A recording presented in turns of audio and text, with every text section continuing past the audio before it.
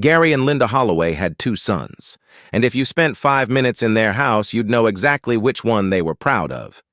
The older one was Daniel, football captain, straight A's, charming. The kind of kid teachers remembered years later. Gary coached his team on weekends. Linda kept a scrapbook of every award he'd ever won, sitting right on the coffee table where guests could see it. Then there was Ethan, quieter, skinnier. A kid who liked drawing in notebooks and watching videos about how buildings were made. He wasn't bad at school, he just wasn't Daniel. And in the Holloway house, not being Daniel was basically the same as failing. It started small, the way favoritism always does. Gary took Daniel to football every Saturday. Ethan stayed home alone. At parents' evening, a teacher would mention Ethan's creativity, and Gary would say, "Yeah, but what about his maths?" Daniel's report card went on the fridge. Ethan's went in the drawer. Christmas, Ethan was 12. Daniel got the games console he'd been asking for since September. Ethan got a Visa voucher, like they'd remembered him last minute at a petrol station. He said thank you, smiled, went upstairs, used the voucher to buy a second-hand book about architecture. By 14, Ethan had stopped expecting anything different. He wasn't angry anymore. He'd moved past angry. He just got really, really good at being alone with his thoughts. He filled notebook after notebook with designs, buildings, bridges, structures he invented just to see if they'd actually stand. His art teacher, Mr. Okafor, flipped through one after class one afternoon and went quiet for a long time. Then he said, "Have you ever heard of a design competition?" Ethan entered one, worked on it for 3 months, every evening, every weekend. He didn't tell his parents, because he genuinely didn't think they'd care.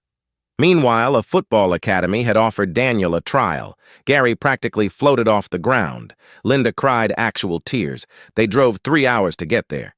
Ethan found out when he came home from school and nobody was there. The trial didn't go well. Daniel pulled a hamstring, wasn't selected. Gary didn't speak much for a week, like he was the one who'd failed. 3 weeks later, a letter arrived for Ethan. Second place. Out of 400 entries nationally, an invitation to present his design at a ceremony in London.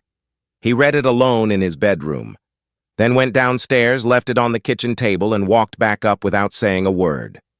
His mum found it, called Gary in. Long silence. Why didn't he tell us? Linda understood exactly why. She didn't say it out loud, but her face changed. They went to London, all 4 of them. Ethan stood in front of a panel of real architects and presented like he'd been preparing his whole life. Because in a way he had.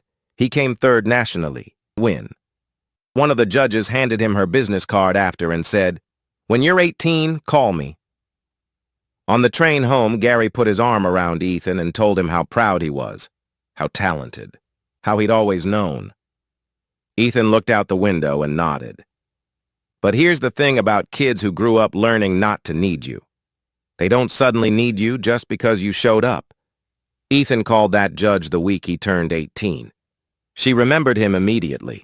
He interned at her firm, she wrote his university reference, and he got into one of the top architecture programs in the country. His parents framed the acceptance letter and put it on the wall, right next to Daniel's football photos. At his graduation dinner, Gary gave a speech about how he'd always believed in Ethan, how he'd watched him quietly and known his son was going to do something remarkable. Ethan sat there, expression completely neutral. His wife squeezed his hand under the table. She knew the whole story.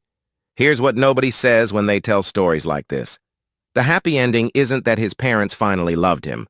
The happy ending is that by the time they did, he didn't need it anymore. He'd built something real out of years of being overlooked. And the foundation wasn't their belief in him. It was the lack of it. Because sometimes the people who don't believe in you do you the strangest kind of favor.